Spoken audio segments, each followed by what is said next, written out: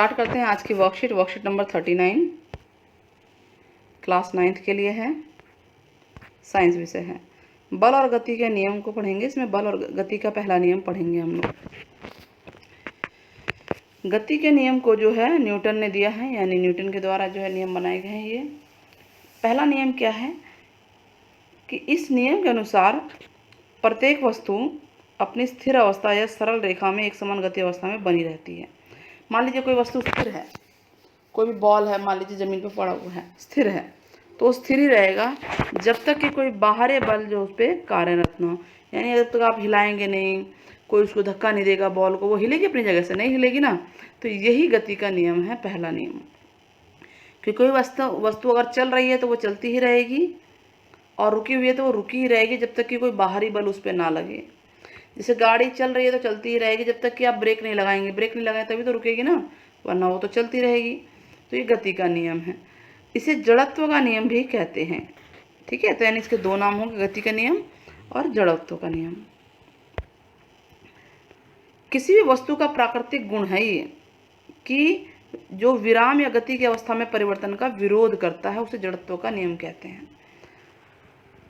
कि कोई भी वस्तु है वो अपनी विराम अवस्था मतलब कि कोई ऐसी पड़ी हुई या गति अवस्था में परिवर्तन का विरोध करती है, उसे जड़त्व कहते हैं। जैसे समझिए, इसको उदाहरण से हम समझते हैं कि कोई चलती हुई बस है, गतिशील अवस्था में होगी ना, बस चल रही है, गति कर रही है, अचानक ब्रेक लग गया तो रुकी कि नहीं रुकी? रुक गई ना, रुक गई। और बस में बैठे जो यात्री होंगे, हमारे शरीर का ऊपरी भाग जो है वो बस के साथ वो भी गति करता है, यानी ऊपर का सारा गर्दन वर्दन जो ऊपर का हिस्सा है, ये बस के साथ ही हम लोग देखिए ऐसे ऐसे हिलते रहते हैं, गति करते रहते हैं। लेकिन जैसे ही बस रुकती है, ब्रेक लगता है एकदम से, बस की दिशा में ही हम लोग गतिशील रहते हैं। इसीलिए जब बस रुकती है तो सभी को आगे की तरफ झटका लगता है, हम आगे की तरफ झुकते हैं। ठीक है, इसी प्रकार अगर रुकी हुई बस रुकी हुई है, अचानक चलने लग जाए तो झटका, सवारियों को पीछे की तरफ झटका लगता है, महसूस होता है ना, पीछे की तरफ सारे के सारे जो है झुकते हैं। क्यों? क्योंकि कुछ देर के लिए, मतलब जब बस चल पड़ती है तो बस तो चल पड़ी, लेकिन जो हमारा शरीर है वो स्थिर अवस्था में होता है, वो उसका विरोध कर रहा होता है जड़त्व नियम के अनुसार। तो इसीलिए हम लोग पीछे की तरफ झुकते हैं। तो गाड़ी चलती है तो रुकने के बाद आगे की तरफ झुकते हैं, और गाड़ी रुकी हुई है और अचानक चल पड़े तो सवारी पीछे की तरफ झटका लगता है। ये सारा जड़त्व के नियम के कारण, यानी गति का जो पहला नियम है उसके कारण होता है। यानी कोई वस्तु थोड़ी सी देर के लिए अपना उसका विरोध कर रही है, विरोध किया ना तभी तो झुके। अब ये देखिए, कुछ चित्र भी दिखा रहा है। ये बच्चा जो है, आप देखेंगे तो ये देखिए क्या हुआ, ये किससे टकराया, क्योंकि थोड़ी देर गतिमान अवस्था में होता है बच्चा, तो इसीलिए ये जो है आगे की तरफ गिर गया। अब देखिए ये भी ऐसा ही है कुछ, ठीक है, इसमें बच्चा ये गिर गया है। तो इसका एग्जाम्पल जो आप गाड़ी वाला ज़रूर डालिएगा कि हाँ जो ब्रेक लगता है और चलता है उसका वाला। जड़त्व के बारे में हमने क्या क्या सीखा कि प्रत्येक वस्तु अपनी गति की अवस्था में परिवर्तन का विरोध करती है।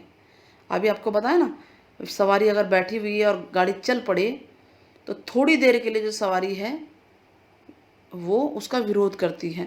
इसी वजह से जो बॉडी है पूरा विरोध करती है, इसी वजह से जो है पीछे की तरफ सवारी गिरती है। अपनी मूल अवस्था को बनाए रखना चाहती है। प्रत्येक वस्तु गति की अवस्था का विरोध करती है, और किसी वस्तु का द्रव्यमान उसके जड़त्व का माप है। ठीक है, यानी द्रव्यमान जो है जड़त्व का माप है, कितना द्रव्यमान है किसी वस्तु में, जड़त्व के हिसाब से होता है।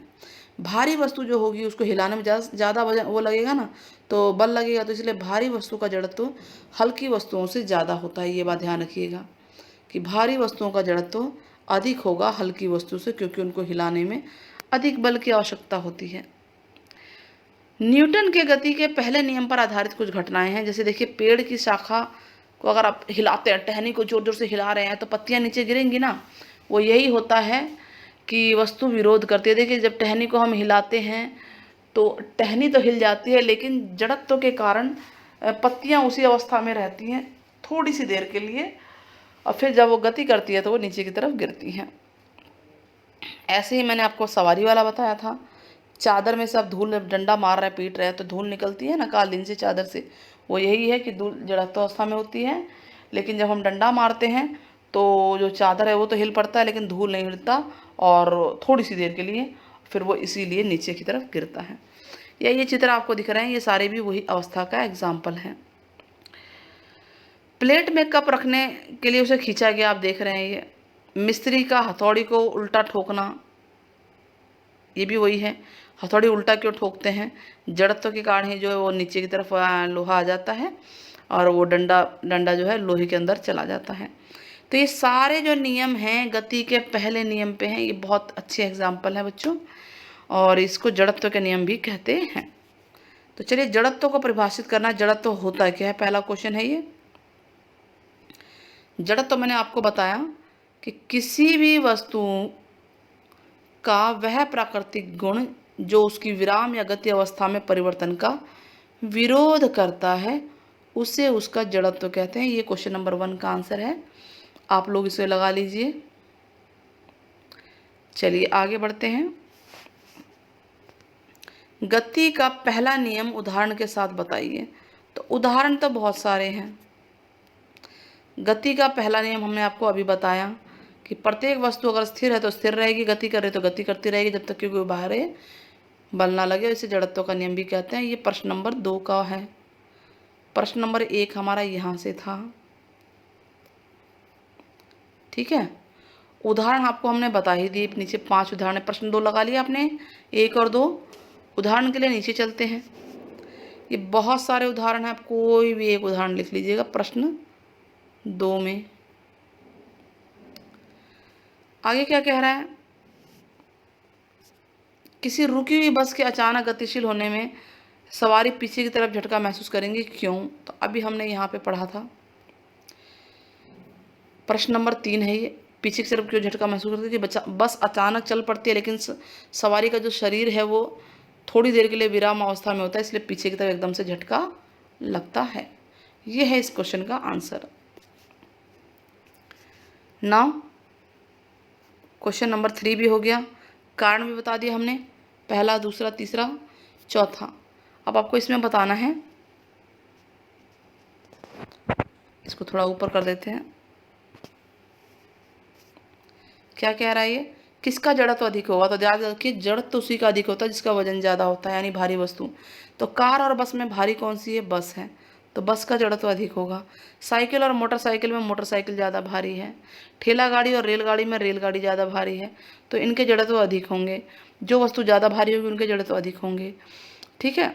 अब आप जो है कोई एक उदाहरण देंगे इन 6 के अलावा, कोई भी एक उदाहरण जो गति के पहले नियम पर आधारित है। आपके कमेंट का इंतज़ार रहेगा। वीडियो पसंद आई है तो चैनल को लाइक और शेयर करना ना भूलें। मिलते हैं जल्दी नेक्स्ट वीडियो के साथ।